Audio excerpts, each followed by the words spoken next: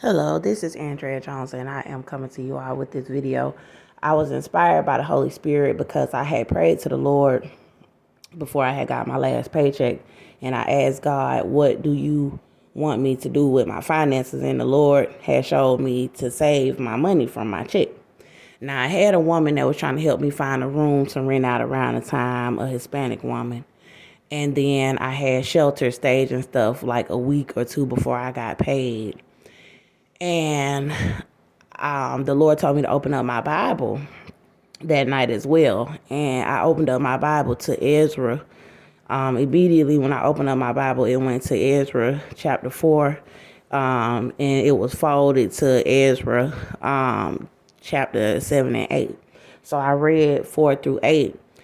And I read something about the children of Israel trying to rebuild the house of God. Now, it talked about opposition, that enemies were opposing God's children from rebuilding his house.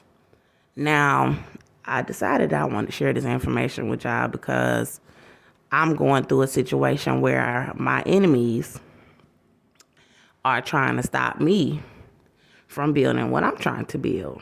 So God told me to get my apartment. He told me some other things previously over the past few months.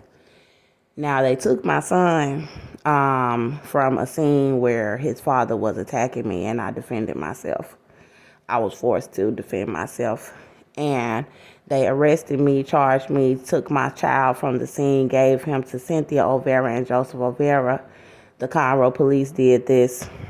They told me they were not charging me at the scene, asked me to question me at the police department, and then changed the story of what happened and tried to send me to prison. There was some inmate abuse, and I made it all of the charges out of the jail, and I had been in the jail for 11 months. Well, my child's father, Austin, his mother, Cynthia, sued me for my child while I was incarcerated for protecting myself from her son.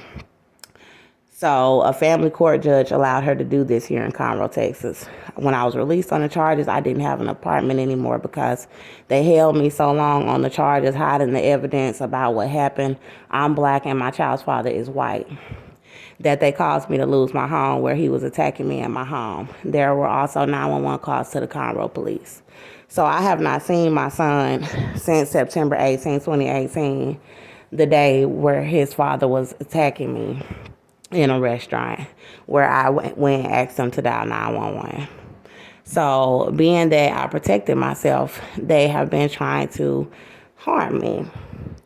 Now, they also were threatening physical abuse to my child and threatening the life of my son. Cynthia Olvera did this. And I have to go through this judge's courtroom and present myself as someone who is financially stable in order for this judge to say that they can return my child to me.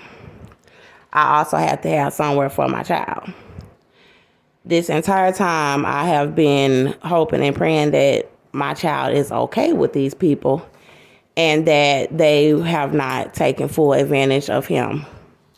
So now that I'm in the land where all of this took place, Conroe, Texas, after my enemies tried to set me up in Houston, in Atlanta, Georgia, Arkansas, everywhere where I have gone, trying to get on my feet since this ordeal, since my child's father is white, and I hurt him in self-defense.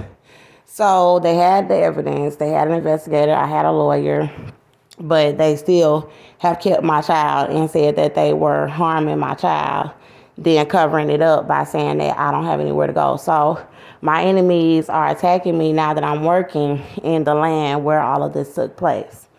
And they are putting my stuff outside, refusing me into any shelters, trying to make me spend the money that I'm supposed to be saving, which will force me to have to sleep outside, and the police are harassing me, telling me that I cannot sleep outside.